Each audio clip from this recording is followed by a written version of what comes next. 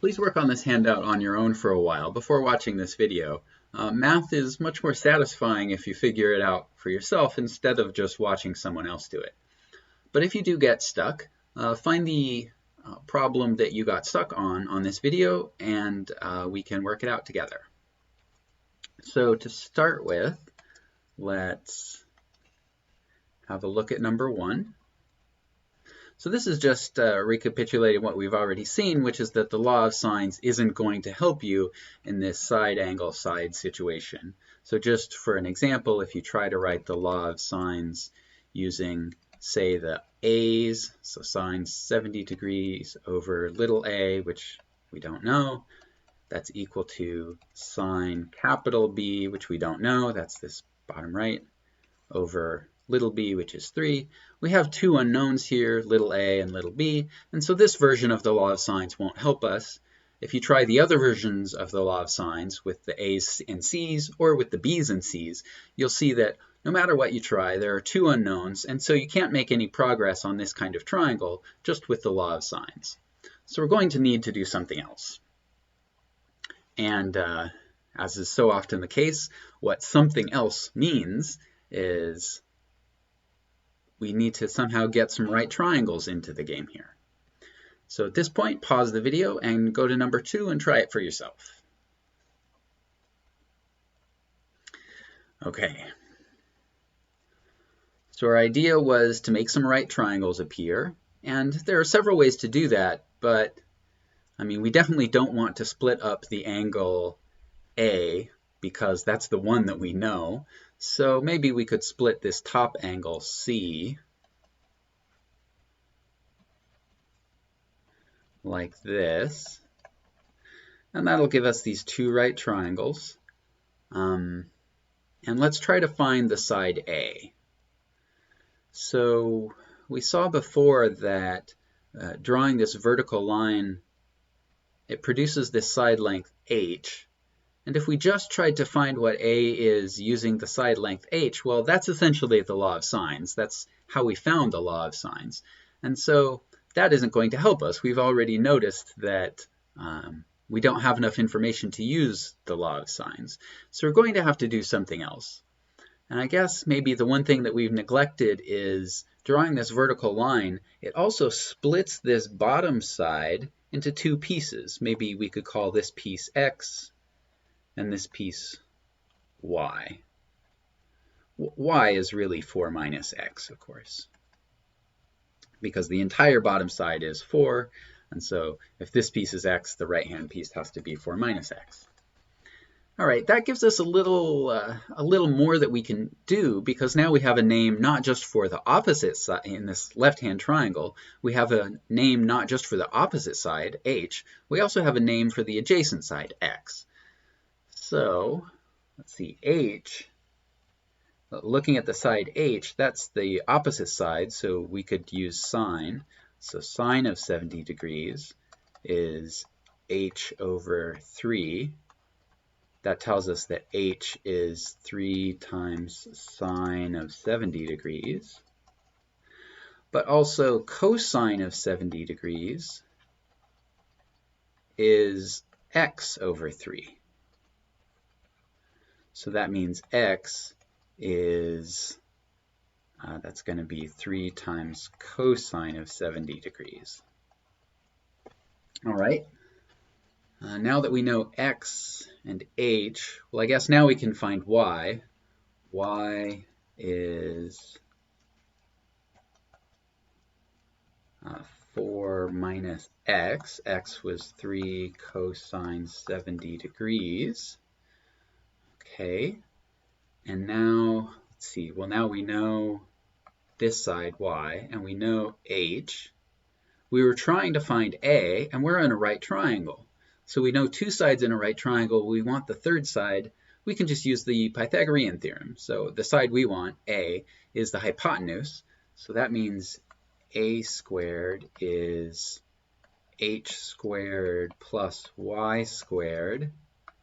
So this is, let's see, h is 3 times sine of 70 degrees. So that's squared, plus y, that's 4 minus 3 cosine 70 degrees squared. Okay, this is getting worse before it gets better. So a squared is, why don't we dump this all into a calculator?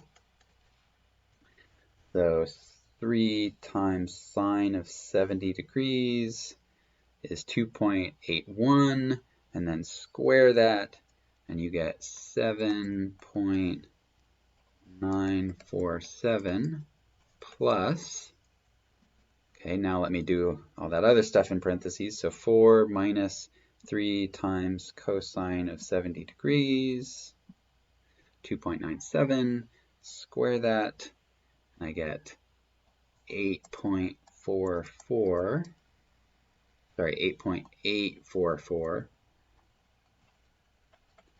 Add those together. So 8.844 plus 7.947. I get 16.79. And now I can take a square root to get a. So square root of that is 4.0977. So 4.0977. Okay, so we were able to make some progress on this triangle finally by dropping this vertical line down. Now that we have a side angle pair, we could go ahead and find the other two angles using the law of sines if we wanted to. Okay, so at this point, pause the video and have a look at number 3. Okay, let's look at number 3. This is, actually, let's skip number 3. Let's go to number 4. So the idea with number 4 is that process that we did to find the side A, we should be able to do that in general, not just when we have actual numbers for B, C, and A, but we should be able to sort of use the same idea to work out a formula for what the side of little a should be. So let's try the same idea. We'll drop this vertical line down, put some right angles in there. Okay, that gave us the side H, the side X, and Y, which was C minus X. Okay, using the right triangle on the left, we had sine of A is H over B, and that gave us H is B sine A. We also had that cosine of A was X over B. And that means that X is B times cosine A. Okay, then now we can find Y.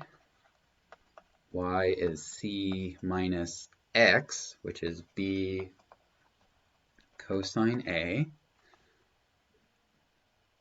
And now that we know Y and H, we can use the Pythagorean theorem on this right-hand right triangle to find little a. So little a is the hypotenuse, so a squared equals h squared plus y squared. That's, let's see, h is b, sorry, looking at the wrong one, b sine a squared plus y. Y is c minus b cosine a squared. All right. Now, at this point, we do have a formula for a squared just in terms of capital A, little b, and little c, but this is really an awful mess. It seems like we should simplify this. So let's multiply everything out and just see what happens. So we get b squared times sine squared a plus Now we have to multiply out this squaring. We get c squared minus 2bc times cosine A plus b squared cosine squared A, like that. Okay, it's a little hard to tell if we can simplify more, but you know, whenever I see a sine squared and a cosine squared, I start to think, well, maybe I can use a Pythagorean identity. So let's get those two pieces together. B squared sine squared A and B squared cosine squared A, those have a factor of B squared in common, so let's take that B squared out. That leaves a sine squared A plus cosine squared A. And then there's this plus c squared and minus 2bc cosine A. And you know what? Sine squared A plus cosine squared A, that's 1. So we get a squared equals 1 times b squared. So just b squared plus c squared minus 2bc times cosine A. And there we go. That seems like a much nicer expression for a squared. Of course, we could take square roots just to get a, but we'll see this is kind of a nice way to leave it because we can use this equation to find any of these unknown quantities. So at this point, pause the video and go on to the next problem. Okay, so now that we have this, this formula that, let me copy it down here, a squared equals b squared plus c squared minus 2bc cosine A. Now that we have this new relationship that's true for any right triangle, let's see how we can use it to solve even a side-side-side triangle like this one. So let's see, this side I guess we can call A, and that makes this angle big A. And this side is going to be little b, I guess, and this is capital B. And this one's little c, and that's capital C. Okay, now we have this relationship up here. It says that a squared, well, a is 4, so 4 squared equals b squared, b is 5 squared, plus c, which is 7 squared, minus 2 times b, which is 5, times c, which is 7, times cosine of A. All right. Well, look, now we can, A is the only unknown, the angle A is the only unknown thing in this equation, so we can use this equation to find A. Let's see, let's start by, I guess, calculating all the squares. So 16 equals 25 plus 49 minus 70 cosine A. Right, 25 plus 49 is going to be 74, I guess. So then subtract 74 from both sides. So minus 74, minus 74. On the right-hand side, you get negative 70 cosine A. On the left-hand side, you're going to get negative 58, negative 58. Okay, now we can divide both sides by negative 70. So cosine A is 58 over 70. The minus signs cancel there. And now finally we can use inverse cosine. Inverse cosine of 58 over 70. Okay. So inverse cosine of 58 over 70 gives us 34.05 degrees. All right, that worked pretty well. So it turns out that this equation that we figured out for arbitrary triangles, you can use it to sometimes to find an unknown side, but also sometimes you can use it to find an unknown angle. One thing we should worry about, though, is whether this is the only angle that will work. So as we saw with the law of sines, sometimes there's more than one angle that will work, and you have to be careful if there's more than one so that you don't miss any. So let's think a little more about inverse cosine. So we are in a triangle, so we only need angles between 0 and 180 degrees. But what is the range of inverse cosine? The range of inverse cosine is from 0 to 180 degrees, from 0 to pi radians, or 0 to 180 degrees. Okay, and that's the restricted domain of cosine. So how many angles are there in here that have this value as cosine? Well, there's only one. The problem with sine is if you have some sine value here, there's more than one angle that could get you that value of sine. But cosine is talking about an x-coordinate. And whether your x-coordinate is positive or negative, there's only one angle in the top semicircle that can get you to that angle. So this angle, 34.05 degrees, this is the only possible angle in the triangle. All right, pause the video and try the next problem.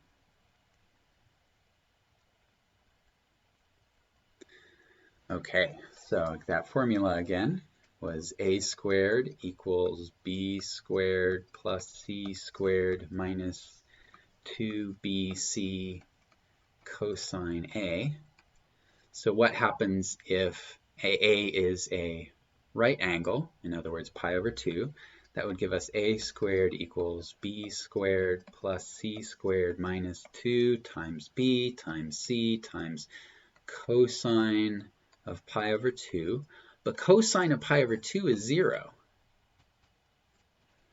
So that would make this a squared equals b squared plus c squared. But that's just the Pythagorean theorem. But, you know, of course we get the Pythagorean theorem. Or it should come as no surprise that the Pythagorean theorem shows up because, look, we said a was pi over 2. We are in a right triangle. And so this equation that we got in a right triangle, it just reduces to the Pythagorean theorem. So this equation that we got really is sort of a version of the Pythagorean theorem for triangles that aren't right triangles. It's the non-right triangle version of Pythagoras. So just like the Pythagorean theorem is important for right triangles, this equation is important for non-right triangles, and so it gets a name. The usual name for it is the law of cosines. All right. So pause the video and try the next problem. Okay, so here's the next one. We found a formula for A in terms of BC and the angle A. But, you know, if you have a triangle like this with A here and B and C, little a, little b, and little c, the way that I labeled these, I had to keep angles and sides opposite having the same letter, but with different case. But which letter I put, or which angle I labeled as A, B, and C was completely arbitrary. I could have labeled them differently. But that means that this equation, the law of cosines, a squared equals b squared plus c squared minus 2bc cosine a, that means I could shuffle around the positions of the letters of the variables in this equation. Really, the only thing I have to be careful about is that whatever angle is in the law of cosines is the angle that is opposite the side that is on the other side of the law of cosines. The b and the c are completely interchangeable here. You see, if you switched b and c, it wouldn't change. So I can change all of the sides as long as I put the correct angle over here on the right. So the other versions of the law of cosines would be, I guess you could have b, little b on the left-hand side, in which case you'd have b squared equals a squared plus c squared minus 2ac cosine. And then again, the angle over here has to be the angle opposite the side that's on the other side, so cosine capital B.